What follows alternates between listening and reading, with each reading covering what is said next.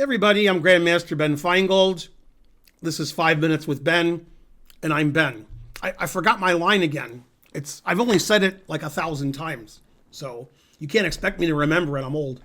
Anyway, we're going to look at a king and pawn endgame puzzle. It's this one, and there's two questions, but we're only going to look at one of the answers. Although we could look at both of the answers.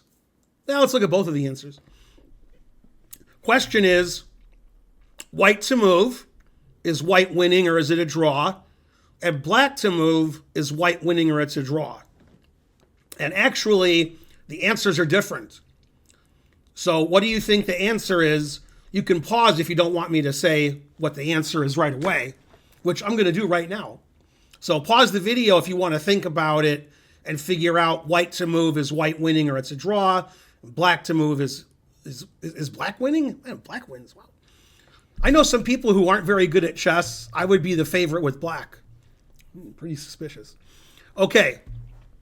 Anyway, white to move is winning, and I'm going to show you how.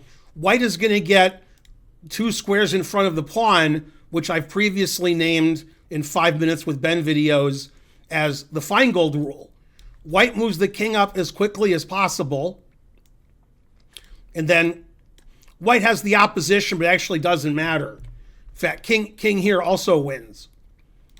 Because in this position, with white's king 2 squares in front of the pawn, white plays e3, and black has to give way. And white's 2 squares in front of the pawn again. So if you want to win with white, you have to not push your pawn. If white pushes the pawn on move 1 or 2, or 3, white's not going to win. The first 3 moves for white have to go into one of those green circles or squares.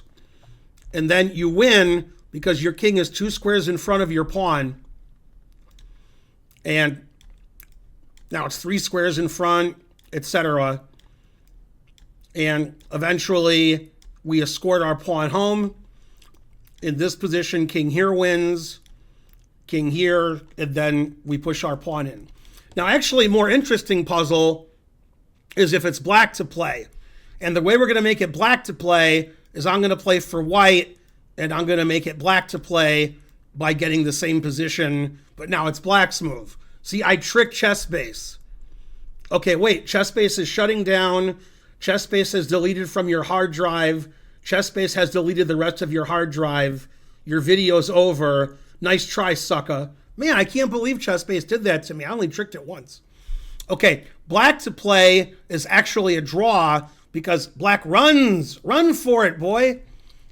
King e7, king e6, and now if white plays the king to one of these squares, we oppose with our king. We actually have to or we lose. So let's say white plays king e3. Now we play king e5, getting the opposition, and white's king can't move forward. And white could go the other way. White could play king f2, then king f3, then king f5 is the only drawing move, getting the opposition, and white's king can't go forward. Black just stops him, and if white ever plays e4 check, this is an easy draw.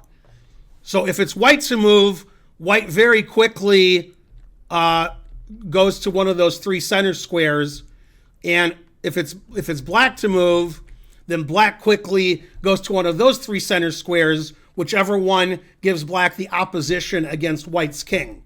So if white's king is on d3, we go to d5, e3 we go to e5, f3 we go to f5. Pretty easy to remember. And then it's a draw because black gets the opposition. So black to play was a draw, white to play is winning. Hopefully you figured that out. And if you ever have these positions in a tournament, you can play correctly and win or draw the game based on what color you have. I'm Grandmaster Ben Feingold. That was 5 Minutes with Ben. I hope you enjoyed that. Please like and subscribe and leave a comment. And I'll see you guys next time with more 5 Minutes with Ben. And that was about 5 minutes. So pretty good for me.